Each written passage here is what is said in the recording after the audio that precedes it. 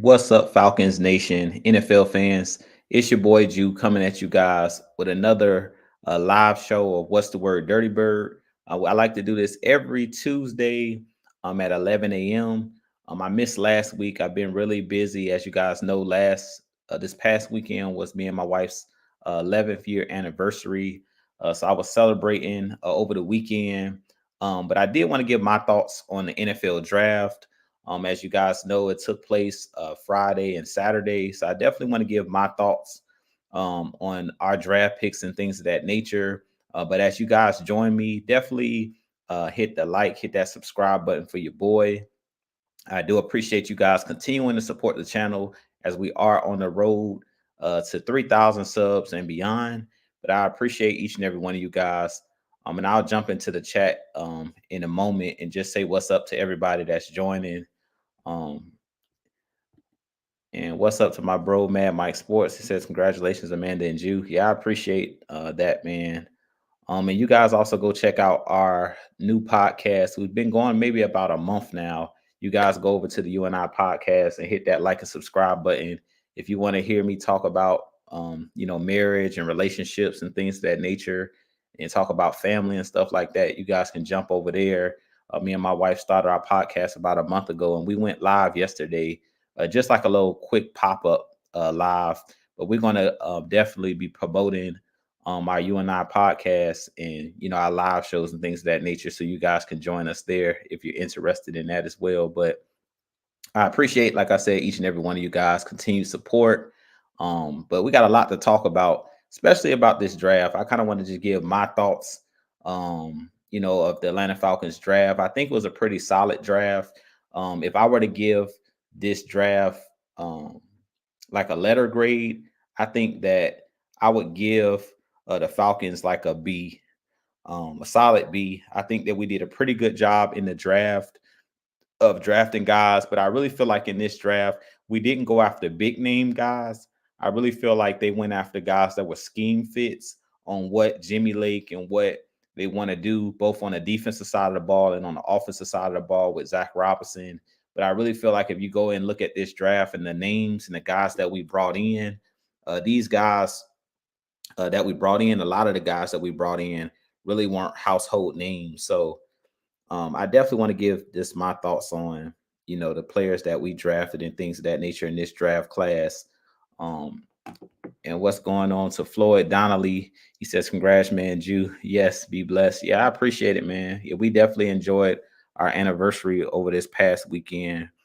But with that being said, we're gonna go ahead and jump into the first topic, which basically is the main topic of this live show. And I also get you guys thoughts and get you guys, questions and things of that nature that you may have in the chat as well. But as I mentioned, I just want to get my thoughts on the draft because I was really busy over the weekend. I dropped a couple of videos and I think I got like two more videos to do on the prospects that we drafted part of this draft class. But I was extremely busy, as I mentioned, because of our anniversary, that I really didn't get a chance to kind of give my thoughts on this Atlanta Falcons draft class. So, first off, as you guys know, with our first pick, we did take quarterback Michael Penix out of the University of Washington.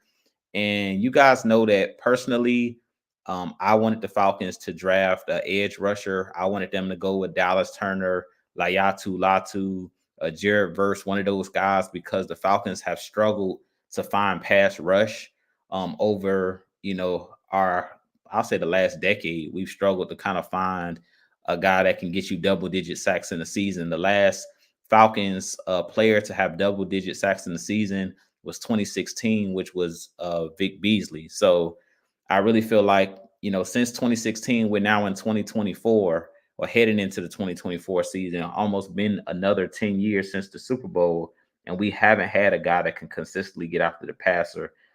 So personally, I wanted the Falcons to go there, but they decided to go with Michael Penix and shock everybody. That was to me the shocker of the first round of Michael Penix going at 8.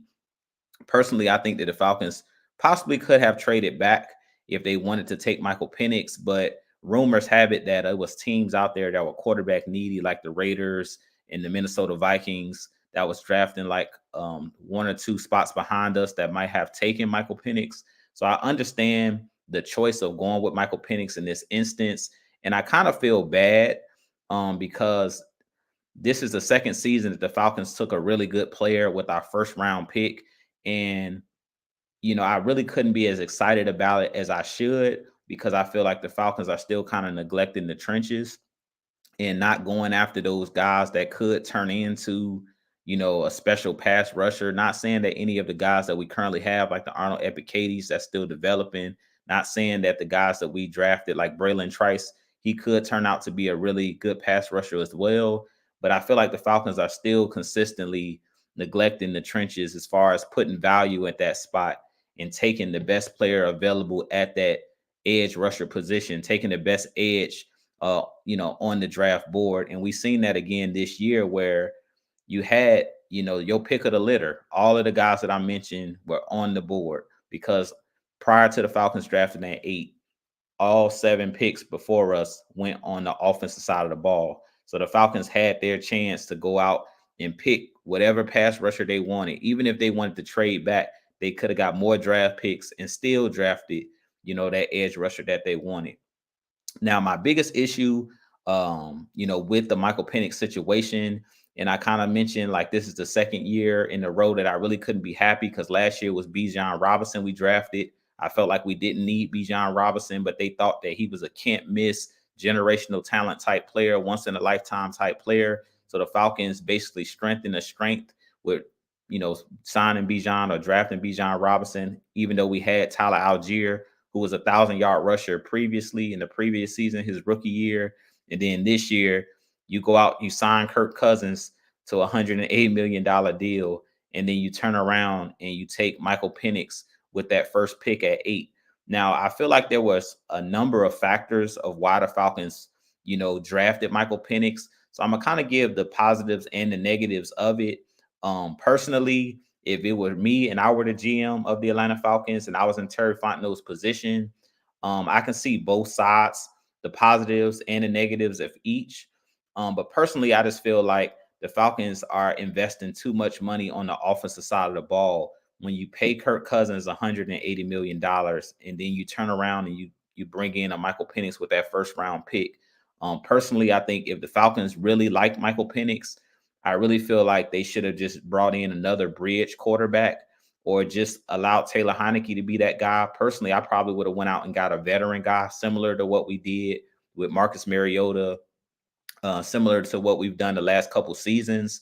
And basically, I would have just drafted Michael Penix because that would have opened up cap space for you to go out and sign the guys that were in free agency, like the Danielle Hunters and like the defensive players, those defensive players that were impact players that was available. I really feel like the Falcons didn't have the money to throw at the Danielle Hunters and those big name defensive players in the trenches like the Brian Burns because they went out and brought in Kirk Cousins. But bringing in Michael Penix, it just really didn't make sense personally to me because they're going to take up a lot of the cap space. That's my biggest issue with it. Now, as I mentioned last year with Bijan Robinson and this year with Michael Penix, I actually think that Michael Penix is a really good player. I do think that the positive side of bringing in a Michael Penix is he'll get to learn behind a Kirk Cousins. And because we know that Kirk Cousins is coming back from that Achilles tear or Achilles injury, we don't know if he's going to be 100% ready when the season starts.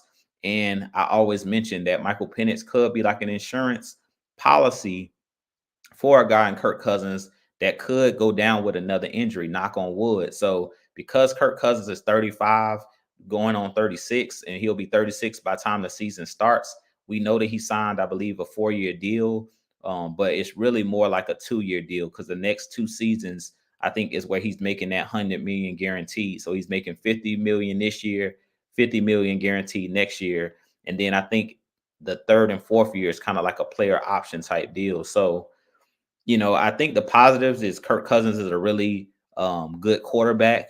Michael Penix won't be rushed to play in his first season. He kind of can sit back, learn the offense, from a Kirk Cousins, learn how to be a pro and things of that nature behind Kirk Cousins, and then kind of get thrown into the fire.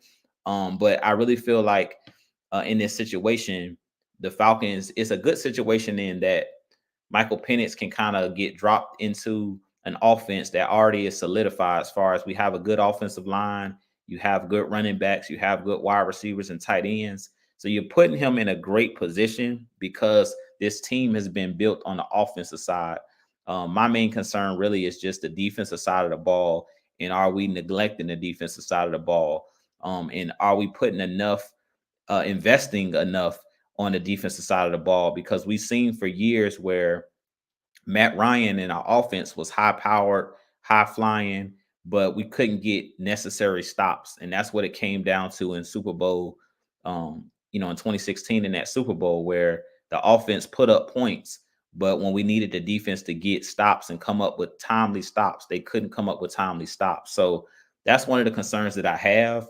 But as I mentioned, Michael Penix is one of those guys that can make every throw, a guy that I think will fit perfectly in this Zach Robinson scheme because they talked about wanting a quarterback that can read the defense, can get the ball out of his hands quick, can throw the ball with anticipation, can throw the ball and stretch the field. And that's something that Michael Penix did really well in college, both at Indiana and at Washington. Had 2 seasons where he almost threw for 5,000 yards. He had 2 seasons with over 4,500 passing yards. So he is one of those guys that can use his arms and his legs. And I really feel like he's a guy that's going to be a really good player in the NFL. If as long as he stays healthy, I really feel like he could turn out to be one of those guys, that could be a really, really good player with our Atlanta Falcons. But like I said, I couldn't be as excited about the situation as I wanted to, just because I feel like we kind of still are neglecting the pass rush in some ways. And then I also feel like we kind of just investing everything in the offense, putting all of our eggs in the offensive basket. And we know in the NFL, you have to have balance to be able to win consistently. So I think that this situation is a good situation because who knows, we still may win with Kirk Cousins and then Penix learning, in the background. So we kind of have that now and later situation going on, similar to what Michael Irvin, the playmaker of the Cowboys, had mentioned on Undisputed, where he talked about the Falcons can win now, and then you have a guy that's learning, and you still can possibly win later. I just don't know if the Falcons have done enough as far as investing on the defensive side of the ball, and if they're putting too much eggs in the basket of we need to have a great quarterback, we need to have a great offense, and then we'll try to find later gems in the draft and find, develop guys on the defensive side of the ball instead of going after the cream of the crop, because I feel like it was a lot of players that were still on the board.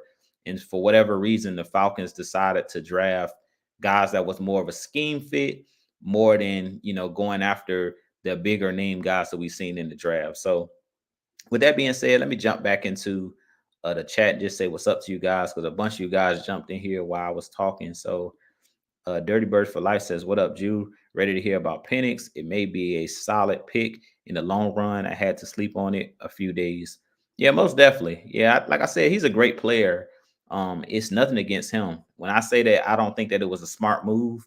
During the draft, when I mentioned that, it wasn't because it was Michael Penix. It was more of, is this a position you need now? And you just invested 180 million into a quarterback already. So is that the smartest move as far as the cap? Because the benefit of having that rookie quarterback is you can build the team around him while he's still on his rookie contract, where now you're paying a quarterback and you're paying your rookie quarterback. So you don't have the money to invest elsewhere, meaning on the defense, building the defense and putting a lot of the money into the defensive side of the ball. And Dre Murphy says, "Good morning, everybody. How's everybody doing and feeling on this hot, nice, pretty Tuesday morning? Congrats, you and your wife, Amanda. Hope and pray, wish you all many, many more anniversaries." Thank you. I appreciate that, man. Miss Maggie T in the building. What's going on? She says, "What's up? Congratulations. I missed it." No, I appreciate you joining me, Miss Maggie. And Prince Kale 89. What's going on, man? I hope all is going well with you as well. And Dirty Bird for Life says, "Also, congratulations, you and the wife on the anniversary." I thank you, bro. And let's see. And Dirty Birds for Life says, seems like we're scared to draft defense in the first round. I believe the defense still wins championships. Yeah, I agree. Defense does win championships, but you have to have balance. That's my main thing. Is just we have to have the balance, both offensively and defensively. I don't think that you can just win with a high-powered offense and no defense. And not saying that we don't have a defense, because I think our defense is pretty solid. I just don't know if we've done enough, um, on the defensive side of the ball. To be one of those top defensive teams. And Miss Sonia Howell, what's going on? I appreciate you joining me as well. I hope all is going well with you. And Dre Murphy says, just waiting in the later rounds and took a chance on Jordan Travis or Spencer Rattler.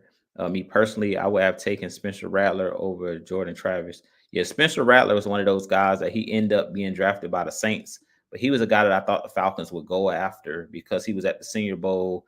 They talked about him, him meeting. He was one of those meetings that they had with the players. I think it was like top 30 meetings that they had with some of the prospects. And he was one of those guys that the Falcons were looking at. But for whatever reason, they fell in love with Michael Penix. And like I said, Michael Penix is a talented guy. I hate to say it like he's an afterthought because he's not. He's one of those guys that I thought was one of the top 4 quarterbacks in this draft and could turn out to have one of the better careers out of all of the guys, because you guys know it's not based off of talent necessarily in these quarterbacks. It's based off of what team you go to, what situation you're put in. And I feel like Michael Penix is coming into a good situation. I think we have a pretty good coaching staff, and we'll see this year how well this team plays. But I think that Michael Penix should be able to have a pretty solid career with our Falcons because we've built the offense around him. So he's not coming to a team that's void of talent. We have a lot of talent, especially on the offensive side of the ball. And Dreamer said this makes 4 straight years that we have gone offense in the first round and are going to best player available over need. I just don't get why they won't break the curse and go defense in the first round. Right. That's my thing. It's just like I get wanting to have a quarterback, I'll get wanting to have I get wanting to have um a backup plan for Kirk Cousins. I understand. I completely understand all of that. But I feel like we're just investing too much on the quarterback position. You got Taylor Heineke, you're paying a decent amount of money, even though he took a pay cut. You're paying Kirk Cousins, and you just paid him, a lot of money, and then now you got to pay Michael Penix. So I understand where they wanted to go, but I just feel like if you really, love Michael Penix that much, you should have just drafted him, and then we shouldn't have went after Kirk Cousins. Because now, not only did you go after Kirk Cousins, but then we had this whole tampering situation where you lost draft picks because of it. So it's like we're trying to have our cake and eat it too. We're gonna see if it works out. Personally, I think it still can work out because our team is talented. I just feel like we could have done other things with the money that you're going to be paying 3 quarterbacks that you have, when you could have easily just drafted Michael Penix. If you really thought he could be a franchise guy, you should have just drafted him. You shouldn't have went after Kirk Cousins and paid him $100 million guaranteed. You could have put that money, invested that money on the defensive side of the ball. Panthers Prime Podcast said, what's good, my brother? What's going on, bro? I appreciate you joining me. Y'all definitely go and hit that like and subscribe button. He's a Panthers YouTuber. My boy Demetrius. Y'all go over and show him some love. And Keith No Sweat says Cousins ain't going to be here long. Yeah, I agree. I don't really think that Kirk Cousins is really going. Well, I'll say this. I'm not going to say that Kirk Cousins is not going to be here long. What I'll say is it depends on how well Kirk Cousins plays. But I really feel like Kirk Cousins is going to be under a lot of pressure now, because the pressure is win or else. Like if you don't come out and he doesn't get us into the playoffs, or we don't make a deep playoff run, I could easily see Kirk Cousins being gone after 2 seasons. I think he'll be here this year, and then I think he'll be here next year, barring some type of injury where Penix comes in and lights the world on fire. Like if for some reason, knock on wood, Kirk Cousins goes down with an injury and they get to see Michael Penix play games and he actually is balling out in those games, then I could see the Falcons possibly having to trade Kirk Cousins. But If Kirk Cousins comes in and plays well, leads this team to a deep playoff run, I could see Kirk Cousins being here this year and next year, and then Michael Penix stepping in his third year.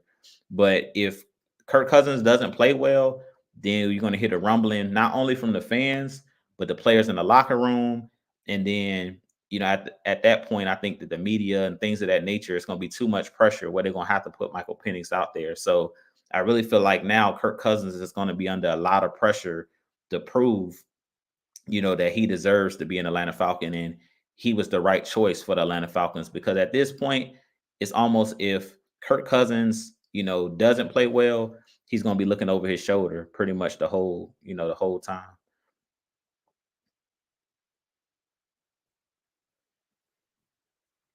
And I just answered your question, but what's up, JB M 93? He says, I think Cousins will only be here one season with us. What's your thoughts? Yeah, I think he'll be here at least 2 seasons, but it depends on how well he plays. If God forbid he goes down with injury, or God forbid he doesn't play well, then I think that you'll see Michael Penix earlier than expected. But if Kirk Cousins play well, he at least gets us to a playoff and wins a playoff game this year. I don't think the Falcons are going to try to move on from him. He's going to have to play bad, meaning we don't have a winning season, we miss the playoffs, or barring injury, something happens where he gets injured and Michael Penix comes in and is winning games. Then at that point, I don't think that you can turn back to Kirk Cousins. If you see Michael Penix actually go out there and play games and ball out, if he goes out there and balls out, I think that at that point they're not going to have no choice but to trade Kirk Cousins. Even with that large contract, they're going to have to find a way to move him.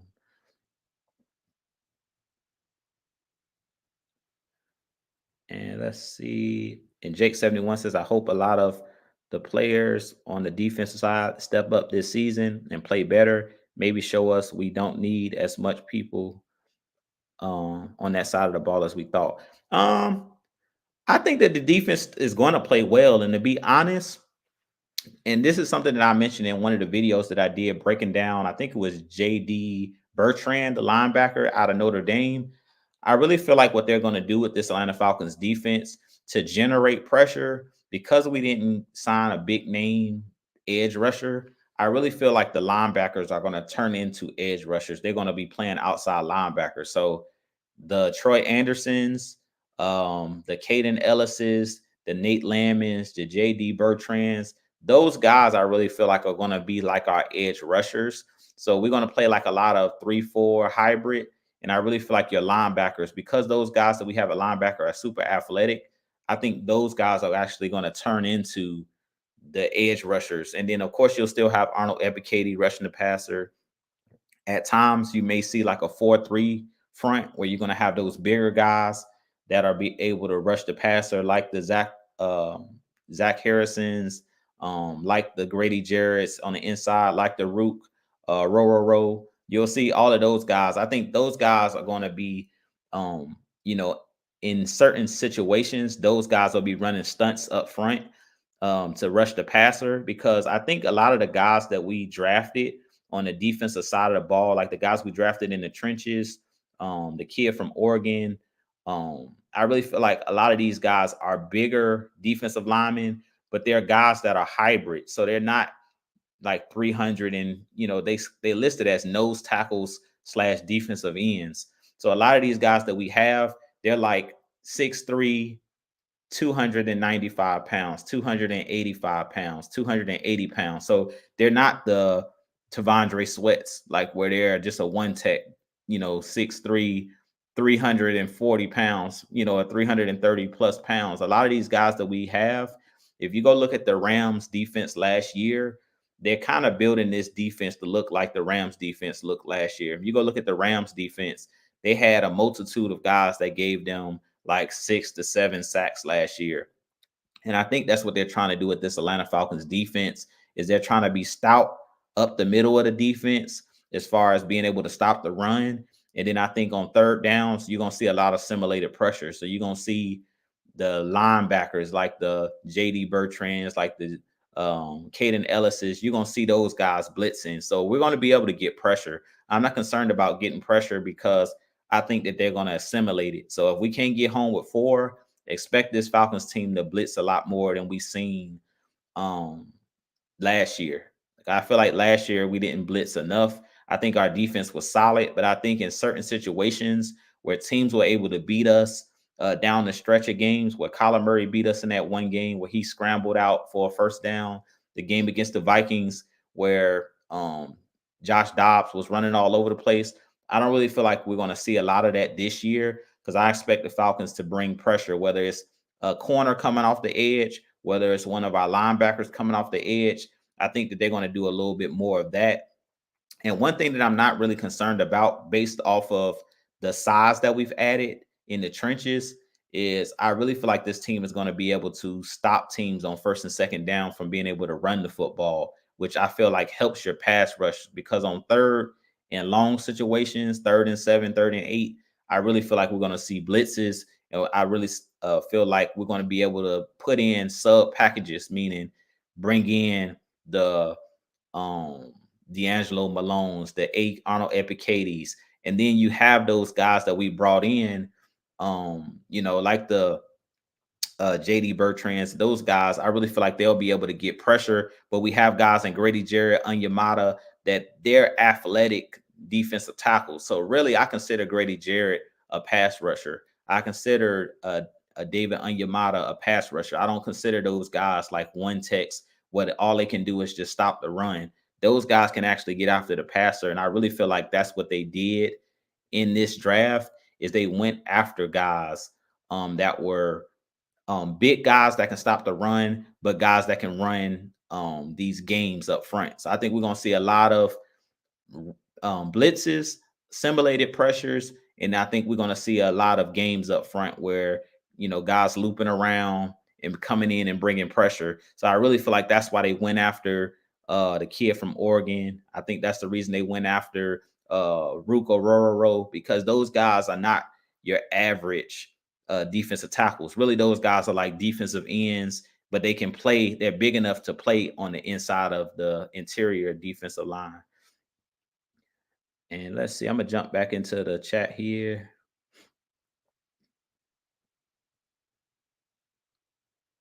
Let's see. And JB M93 said, I don't think we would have gotten Penix if we didn't get Cousins because teams would have known we were going after quarterback position and jump up in front of us. Yeah, that's a possibility as well. And that's one of the things that I've been hearing just, from the talking heads is like, if we would have waited and we didn't get Kirk Cousins, who knows what the draft would have held? Meaning, as they say, hindsight is always 2020. Like after the fact, we've seen that Penix was still there. But if the Falcons wouldn't have gotten Kirk Cousins, who's to say that Michael Penix wouldn't have gotten drafted earlier before we? But I feel like it's still ways around it, though. We could have traded up if we really still didn't have a quarterback. I would have been willing to risk some of our future draft picks to try to trade up. If you really fell in love with Michael Penix, I would have been willing to trade up because I feel like you would have kind of had all of your other bases covered as far as you would have already had multiple pass rushers or at least one splash signing in, on the defensive line, and you possibly would have been able to bring in multiple guys because you got to think about it: 180 million with 100 million guaranteed. That's a lot of money, well, you could have spent it elsewhere. So like I said, hindsight's 2020. We're gonna see if it works out. Like I said, I still believe in this front office, and I still believe that this Falcons team still can be a successful team. I still think that we're one of the most talented teams, especially on the NFC side of the bracket. And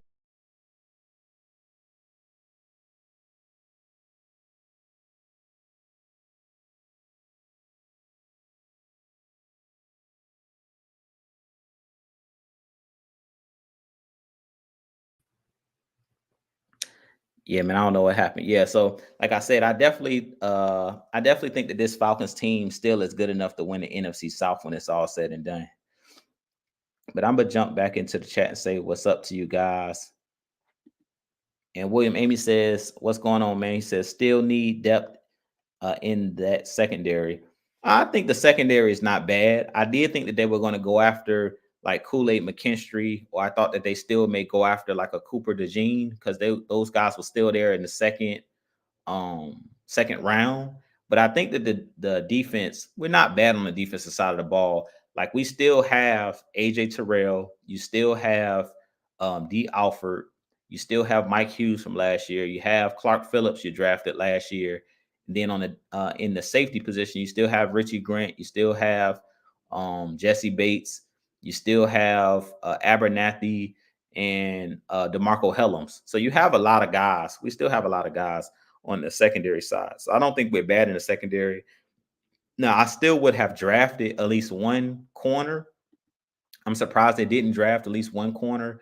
But what that kind of tells me is maybe the Falcons are going to try to pay AJ Terrell after when it's all said and done, because we kept talking about them bringing in somebody to replace him, and it doesn't look like we're trying to replace him. Like based off of this draft, they didn't bring in anybody to threaten AJ Terrell, so it sounds like AJ Terrell could be safe when it's all said and done. He could end up getting paid.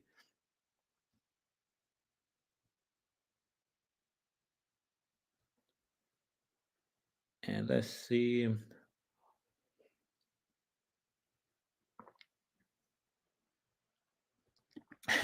And Mike says nobody cares about stopping the run. Great point, Jew. Yeah, most definitely. I feel like at the end of the day, stopping the run is one of the biggest ways to get pressure on a quarterback is to be able to make teams one dimensional. I've always said that, like, if you can get those bigger bodies up front and on first and second down, you can limit teams to how much yardage they get on the ground or get on first and second down. You can consistently put teams in third and long and third and medium situations.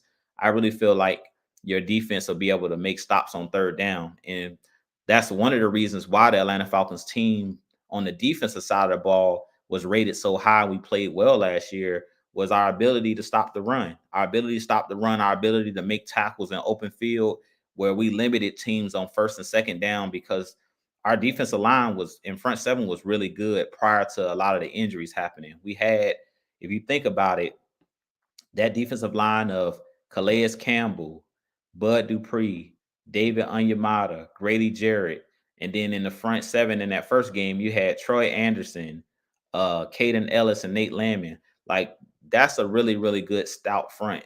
And to be honest, our front is still really, really stout. Like if people forget, and I even forget that we brought back certain guys that played on the team, last year that played really well for us. So like the Contavious Streets, and you added, Brandon Dorless out of Oregon. You added Ruka Rororo, and then you still have guys like AK. You still have Lorenzo Carter, and then you still have guys like TQ, Taquan Graham. So you have big bodies.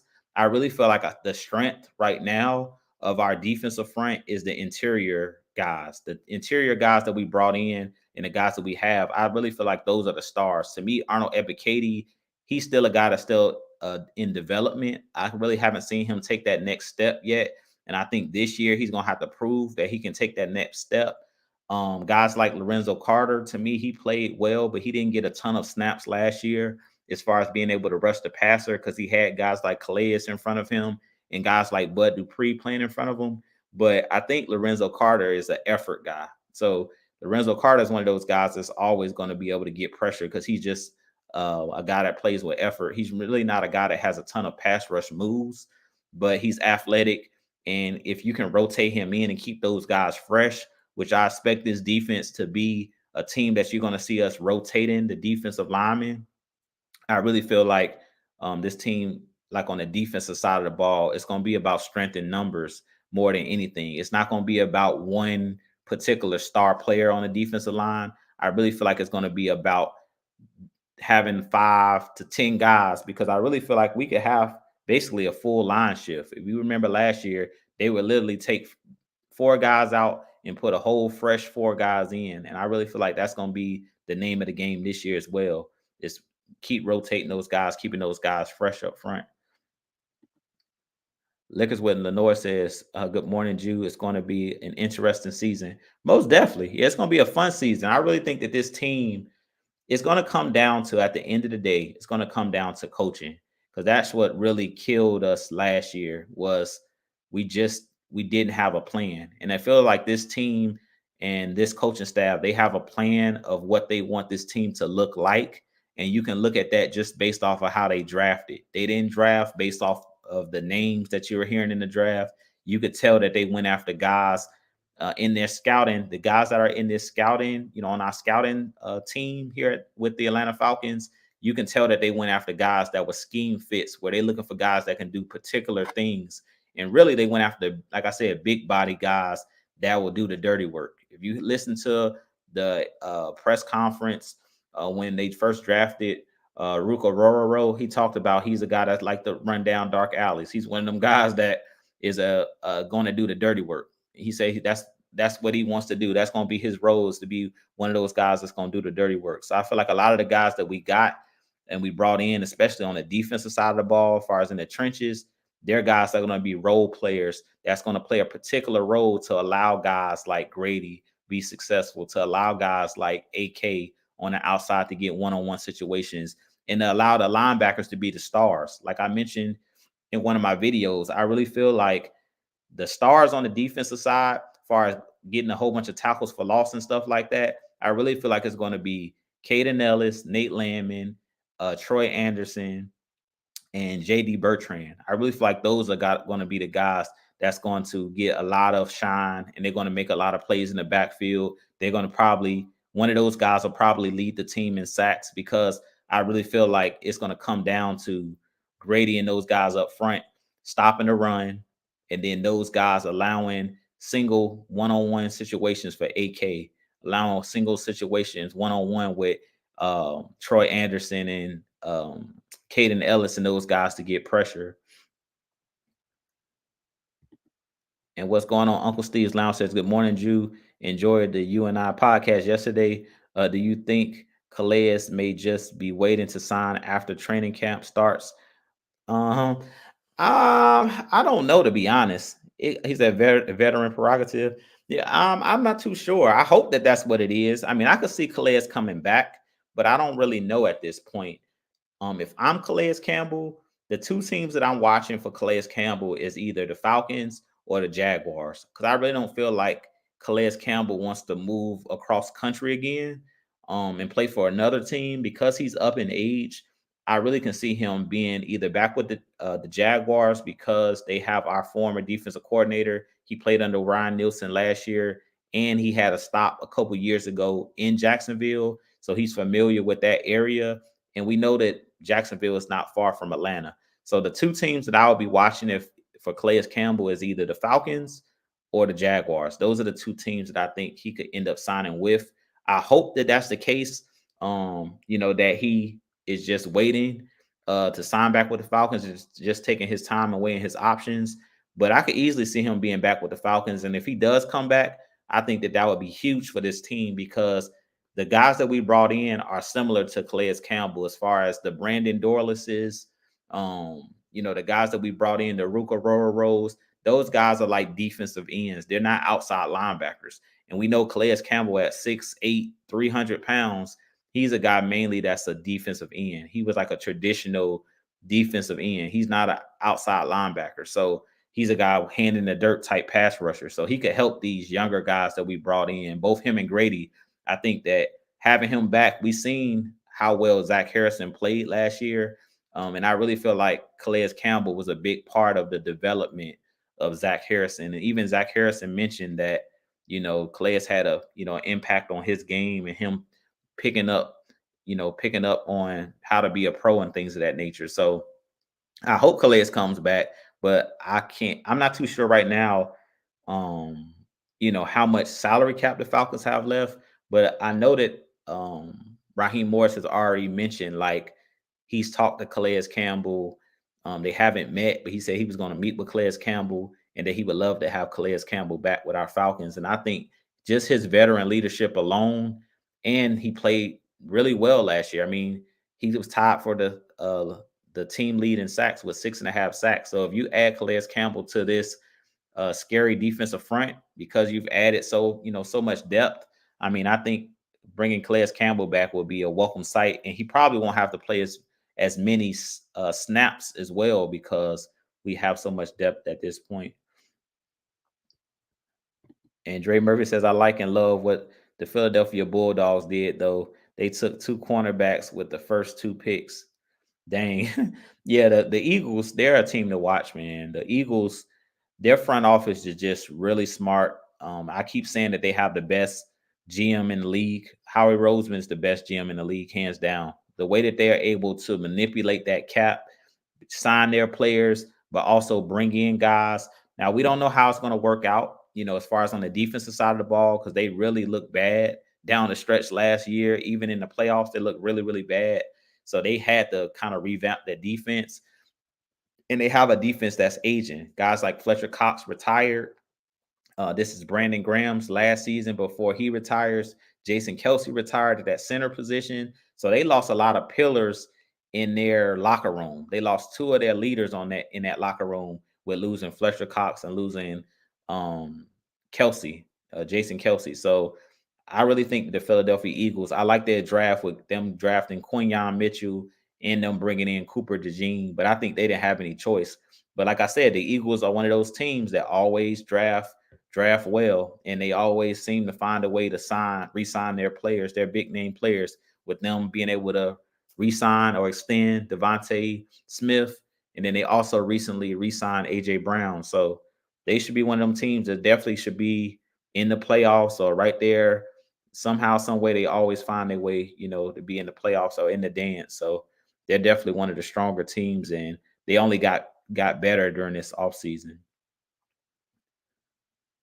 And William Amy says, I think we should let Richie Grant and Helms compete for that strong safety spot. Yeah, I definitely think that that's happening. I think that they're going to have to battle it out because there's no favoritism with those two guys because the coaching staff is going. So Raheem Morris and this coaching staff didn't draft Richie Grant or they didn't draft DeMarco Helms. So they don't have any favoritism. So I really feel like that's going to be a good battle during training camp and during the preseason next year. But I think we'll find a way to get both of them on the field because I feel like another thing that the Falcons may do, and what I would do, if you're going to have Caden Ellis rushing the passer, if you're going to have guys like Nate Landman and those linebackers I mentioned rushing the passer, then you're going to have linebackers or guys in the middle of the field that can cover. And we seen last year that they used Richie Grant close to the line like that box safety role, and he played really well at that position. So maybe they use Richie Grant as like a hybrid safety slash corner slash linebacker where he's like a Swiss Army knife where he's doing a lot of different things. I think that would work best for this Falcons team because our linebackers are not the best in coverage. The guys that we have, Nate Landman, one of his weaknesses is he's not the quickest laterally, and he didn't do a good job really in coverage last year. He's really a downhill linebacker. The same thing with Caden Ellis. Caden Ellis is a little bit better in coverage than Nate Landman, but I feel like if you can bring Richie Grant down in the box or bring Helms down in the box and allow those guys to cover running backs, cover tight ends, I really feel like you can take some of the pressure off of our linebackers that are not the best as far as in coverage. That's their Achilles heel right now for our linebackers is coverage.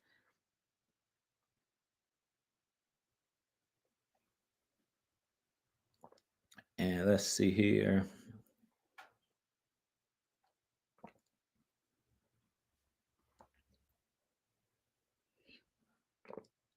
And I'm scrolling down a little bit, guys. Y'all bear with me.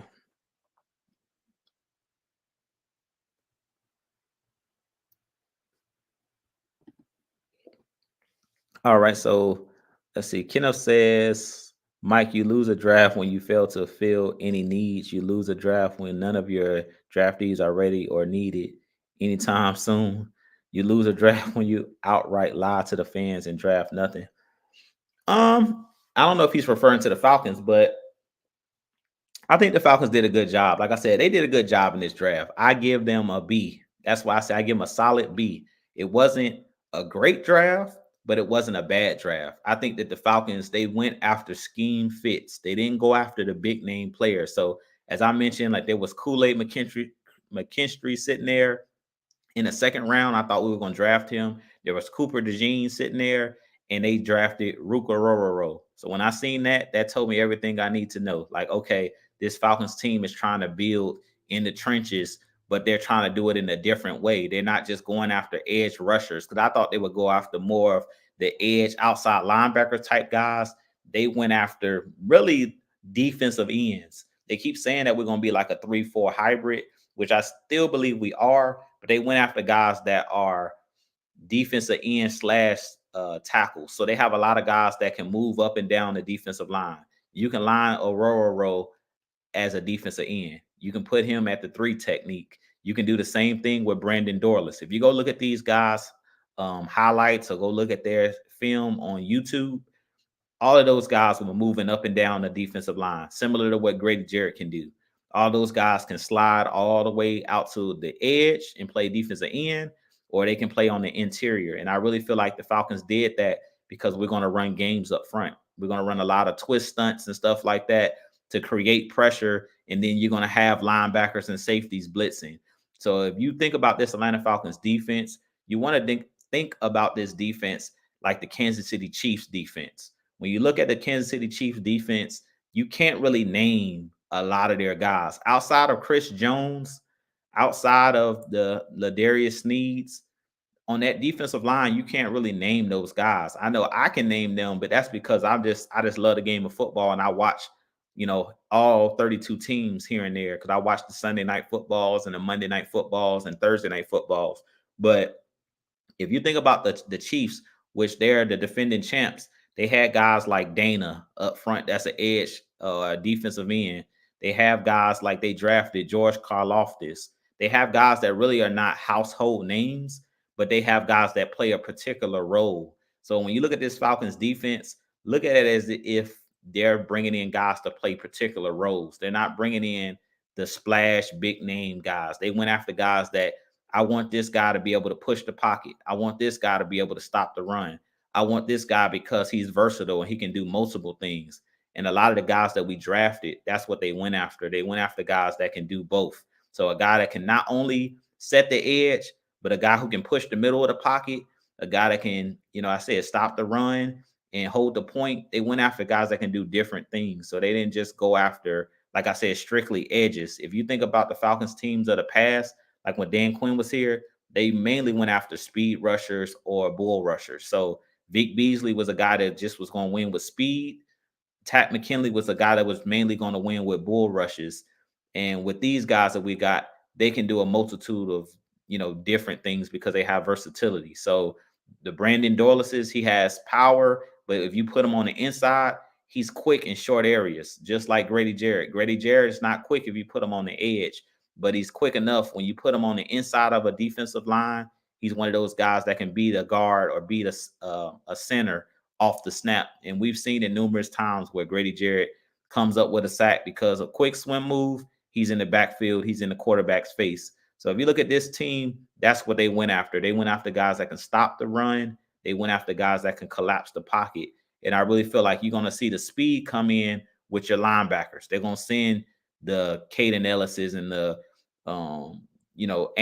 Troy Anderson's off the edge, or send them up right up the teeth of the defense and allow them to bring pressure. And even the safeties, don't be surprised to see safety blitzes. Don't be surprised to see corners come off the edge. It's similar to, as I mentioned, what Kansas City does.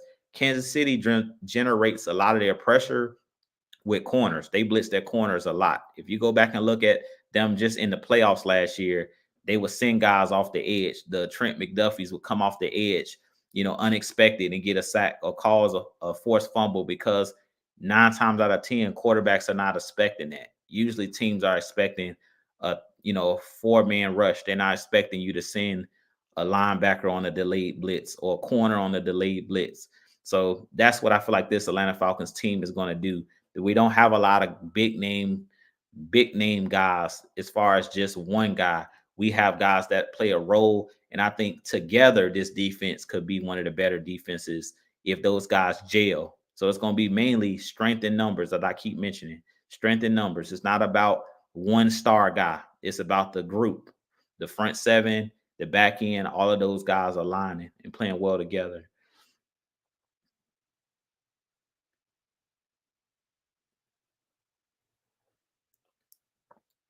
And let's see. And William Amy says Troy Anderson is good in coverage. Yeah, he could be a guy that could be a solid cover guy. But Troy Anderson is a guy that's still learning the linebacker position. So I think he can definitely be one of those guys because he's athletic enough. He's probably the best guy out of the ones that I named, Troy Anderson, Nate Landman, I think that Troy Anderson has the best coverage skills, and that's because he played multiple positions in college. He played quarterback, he played a lot of different positions, running back, pretty much linebacker. So he can pretty much do it all because he's just an athlete at the end of the day. And JD says, I ain't giving a grade till I see them boys play. It's easy to give it a C right now. Right, exactly. Because it was no big names. Like I said, the only way that you're going to be able to, us going to be able to give a legitimate grade is seeing these guys play. But I gave it a solid B because I think that the Michael Penix move was a great move because they're looking towards the future. I think the guys that they brought in were good scheme fit type guys. So when you got guys that can play a role and fit in your scheme, because we've seen numerous times where players, they either sign a player in free agency or you draft a player, but he doesn't fit the mold of the team. He doesn't fit the scheme of what you're trying to run. So I feel like they went after guys that is going to play a particular role. So based off of what they're looking for them to do and not what we're looking for them to do, I really feel like that's where the difference is going to come in. Is they know what they're looking for what these guys to do. They want these guys to do particular things. Let's see here. And as my bro said, be sure to subscribe to the channel. Most definitely. Y'all hit that subscribe button for your boy. Hit that like button if you came in late. Hit that like and subscribe button for your boy. And Darrell says, I agree with the grade. Only grip is a, yeah, I agree. Most definitely, yeah, the cornerback position. But like I said, yeah, I give it a solid B. I give this draft a B. Just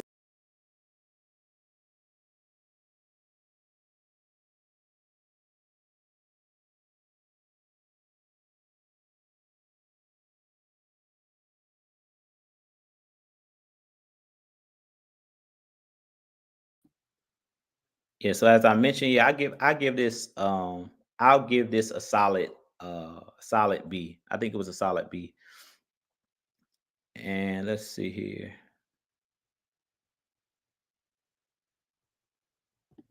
And Darrell says in 8 years, John Abraham only had 4 seasons with double-digit sacks. Yeah, most definitely. Like getting double-digit sacks is not an easy thing to do. So as much as we say we want guys that can get 10 or more sacks in a season, that's not easy to do. And that's why I believe in strength in numbers. And I think that's what this Falcons team did. They went after, okay, we're going to try to bring in multiple guys, which we've seen last year. We've seen last year that, to me, that Falcons team last year, outside of some of those games when it came down to the wire, we were pretty solid as far as getting pressure. We really didn't start struggling until Grady got hurt. When Grady went down, and then David Onyemata went down, we had, we started to start showing chinks in our armor at that point because we had lost. I think we lost Grady, David Onyemata, and Contavious Street, like right back to back to back. So that's when we start seeing us kind of start seeing the chinks in the defense armor because we start losing that depth that we had. Let's see here, and I'm gonna take a few more questions. So if you guys got more questions, definitely go ahead and drop those questions in the chat.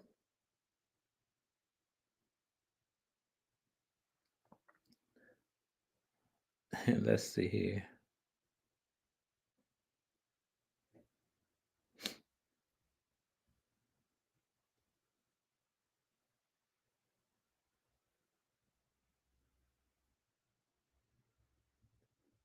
And I'm just scrolling through to see if I missed anybody's question here.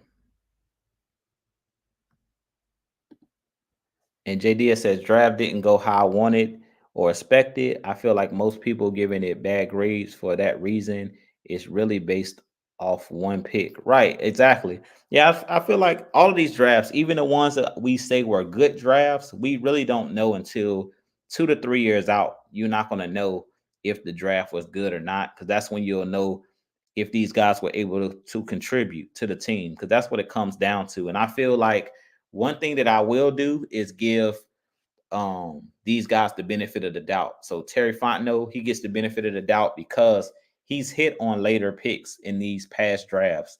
We seen last year DeMarco Hellams contribute. We seen Tyler Algier when he first got on our team contribute. Bijan Robinson contribute.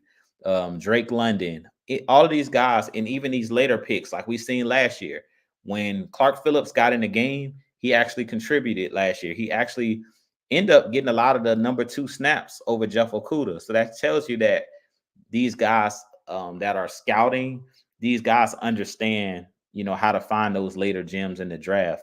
My biggest gripe with this front office is just keep going with offensive players every year in the first round. I just want to see them take a defensive player in the first round. That's my biggest gripe is just, can we get a guy in the first round in the trenches? That's my biggest thing. Outside of that, I can't really complain about the draft choices, because the last couple of years I think that the draft choices have been have been good. A lot of these draft picks have contributed. If you look at any of the guys, even like the Matthew Bergerons, we don't really talk about him last year, but he could have easily been like one of the MVPs of that Atlanta Falcons offense last year, because we know prior to having Matthew Bergeron, we couldn't find another guard to save our lives. Like, we had Chris Lindstrom, but we tried some of everybody at that guard position. We had the Jalen Mayfields. Then we tried play Hennessy a little bit at that guard position. But we was trying to find a guy that consistently can play on the interior of the offensive line opposite of Lindstrom. And we were struggling to find that. And last year, Bergeron stepped right in as a rookie out of Syracuse, stepped right in from game 1 last year as a rookie and played pretty much every single game, I believe, last year. And you didn't really see him give up a lot of sacks. You didn't see him give up a lot of pressures. So that goes to show you that this front office, like in this scouting team, they know what they're doing. Like they're making some solid draft picks. Both Terry Fontenot in the front office, they're doing a good job of scouting these players. And let's see here. And Matt Mike says, do you believe or do you believe we're ahead of the curve in the NFC South as far as being set for the future? Yeah, I definitely do. I think that this Atlanta Falcons team, I mean, just looking at it, it makes sense. Like, as much as I said that Michael Penix was just like, why did you draft the quarterback at 8? It was a lot of factors into that. And I feel like one of the things that I think is really good about this Michael Penix pick is he'll get to grow with these young guys that are on the roster. So if you look at this Falcons roster, this Falcons team is really, really young. You got a lot of young players, a young core, meaning this team should be able to win for years to come. Michael Penix is, I think, 23. Bijan, all of these guys, Bijan is under 25. Kyle Pitts is only 23. Drake London, I think, is like 22 or 20. I think he's either 22 or 21. You got a lot of these guys that are still, a lot of these guys are under the age of 25. So none of these guys are even in their prime yet. So if you're able to bring back and re-sign a lot of these guys, AJ Terrell, I think he's under 25. You got a lot of young pieces on this team, and the core of this team, as far as the players that are going to be making a lot of the plays, and that should be with this Falcons team for the next, I'll say, 6 to 10 years, they're all under the age of 25. So I really feel like this team is in a good position to win. And we're one of the younger teams in the NFC South. Like, if you look at the Buccaneers, they have older players and they're starting to break that team up a little bit. If you think about the Mike Evans and the Chris Godwins, those guys are getting up there in age, and that's why they're nicked up with injuries every single season lately, because they're getting up there in age. All those guys are 30 or knocking on 30. If you look at Levante David for the Buccaneers, he's a guy that I think is 30 or almost, in his 30s. So they're kind of breaking that team up a little bit. They lost Barrett off the edge. He signed with, I believe, the Dolphins. So they kind of have broken that team up pretty much all the way. That Super Bowl Bucks team, outside of Mike Evans and Godwin, they really don't have a lot of guys that was on that Super Bowl team that's still on that roster. The only young guys they really have on that roster is Winfield, who's the safety, Antoine Winfield Jr. He's young, but they traded away Carlton Davis, who was their number 1 corner. So they really don't have a lot of guys left from that Super Bowl roster. So I feel like the Falcons are set right now, especially um with Kirk Cousins coming in this year. To be honest, I feel like the Falcons had the best roster last year, even though we didn't make the playoffs or win the division. But right now, we're in line to win the division. If you look at teams like the Carolina Panthers, they're in full rebuild mode. So they're a super young team like the Falcons as well. They're up and coming. And then if you look at the Saints, they're getting older as well. They have the Marshawn Lattimores. They have um, at the defensive end position, Cam Jordan, who I think he's like 30 something. So he may have maybe a good 2 to 3 years, if that, left in the tank. But they're another team that has an older roster. Derek Carr on that roster. Um, and then they recently got rid of um, Mike Wallace, is that his name? I forget his name now, but we call him Mr. Slant, the slant god. Yeah, the slant god. He's recently got cut. Michael Thomas. He's not on their roster anymore. Alvin Kamara is one of those guys that's getting up there in age. So I mean, I really feel like this Atlanta Falcons team, we're one of the younger teams in the division, prime and ready to win. And we've had guys that kind of have gotten some experience. Like now, Drake London, I don't consider him a rookie or a young player at this point anymore. He's going into his third season, I believe. Kyle Pitts is in his fourth season, if I'm not mistaken. Tyler Algier is going into his third season. Bijan Robinson is in his going into his second season. So you have guys that are young, but they have experienced the ups and downs of the NFL. So these guys now at this point should be professionals. They should know how to practice. They should know what's expected of them. And bringing in Kirk Cousins, I think that's just going to only elevate these guys. So I really feel like this Falcons team is built to not only win in the future, but they're prime and ready to win now as well. So I think that's the reason we went with the Michael Penix, situation, because now you have a win now situation with Kirk Cousins, and then you have Michael Penix ready to step right in. As soon as Kirk Cousins' time in Atlanta is over, we shouldn't miss a beat. We should be able to go right in with Michael Penix. He's familiar with the coaching staff. He's familiar with the system, and these players are familiar with him in practice and things of that nature and in the locker room. So it should be a smooth transition. And let's see.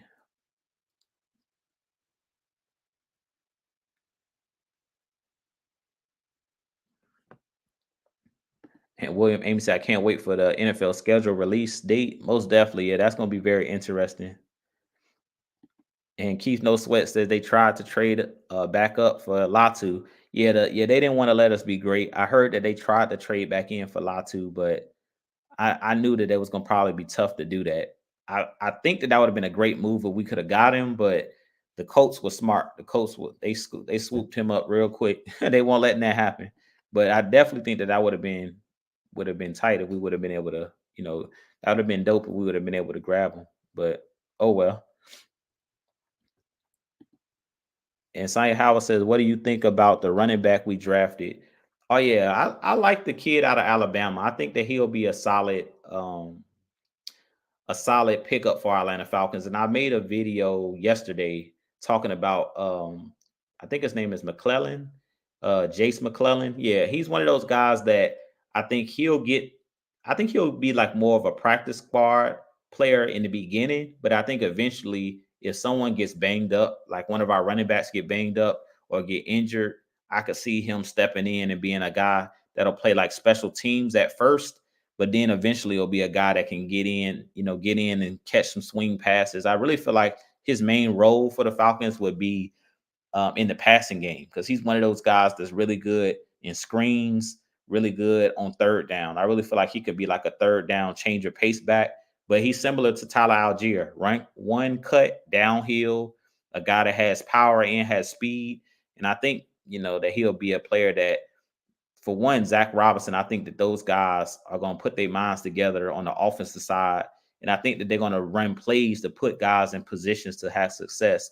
But I really feel like last year, we didn't use Tyler Algier enough. And I really feel like one of the lightning rods for our Falcons team was Tyler Algier. For whatever reason, they were feeding Bijan Robinson. But I feel like the game changer on the roster, as far as if you want to be a physical team, you want to be able to get tough yardage, is Tyler Algier. So But you guys know my motto. My philosophy is you draft the running back every season, even if it's in the 6th round or whatever in the later rounds, because you can find gems in the later rounds. I.e., or for example, Isaiah Pacheco. He's one of those guys where you can find good running backs, starting running backs in the later rounds of the draft. And that's what I think of Jason McClellan. I think he's one of those guys that could have some success with our Falcons.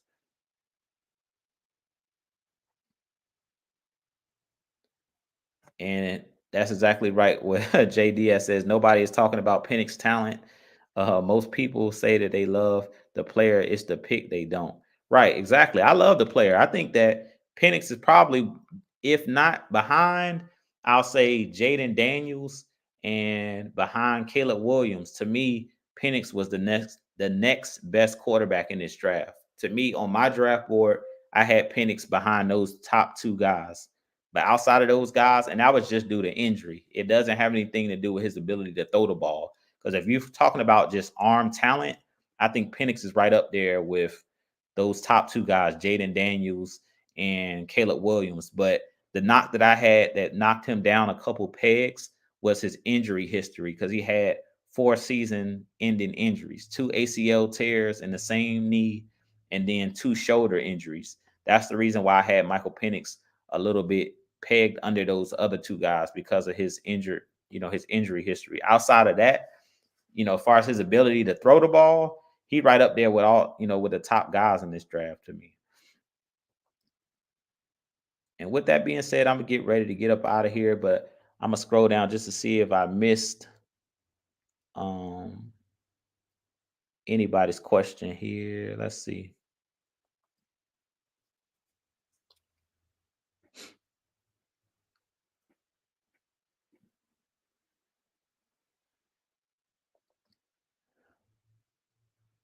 And if you posted a question and I missed it, y'all definitely let me know, because I'm scrolling down here. I might have missed your question.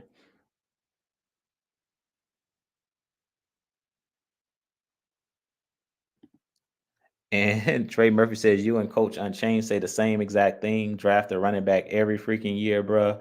Point blank in the yeah, most definitely. Draft a running back every single year, because that's a position where they get banged up because they're getting hit consistently almost on every single play, whether they're blocking or whether they're running the football. So you definitely want to have as many running backs as possible, because that's a position where we know in the NFL injuries are going to happen. Period. Injuries 100. We know one thing that it's 100%. If you play football, you're going to get injured. That's just the bottom line. You at some point you're going to have some type of nagging injury. So you want to have running backs, uh, multiple running backs that can carry the rock. With that being said, man, I'm gonna get ready to get out of here, man. But I appreciate you guys joining me. Definitely hit that like, hit that subscribe button for your boy. We definitely will be talking more draft talk with me and the heavy hitters. We usually go live on Wednesdays, so we'll definitely jump into some more draft talk. It kind of turned into more of the Michael Penix talks, as we know, because he was the first one off the draft board. But as I mentioned, the other guys that we drafted in this draft, you guys will want to stay tuned, because I'm dropping videos on each prospect that we drafted and kind of giving you guys the gems of what each player can do and what their role could be on this Atlanta Falcons roster. But like I said, I'll give it a B until we see what these guys do out there on the field. But personally, I think it was a solid draft. It wasn't a draft where it was a bunch of big names, big splash, signings and things of that nature. These guys are role players. Look at these guys on what role they're going to have with this Atlanta Falcons team. If you look at it that way, then you'll understand why we drafted the guys that we drafted. Because outside of the Michael Penix pick, I really wasn't that surprised, based off of once I seen the moves that the team was making as far as the draft picks that we were making.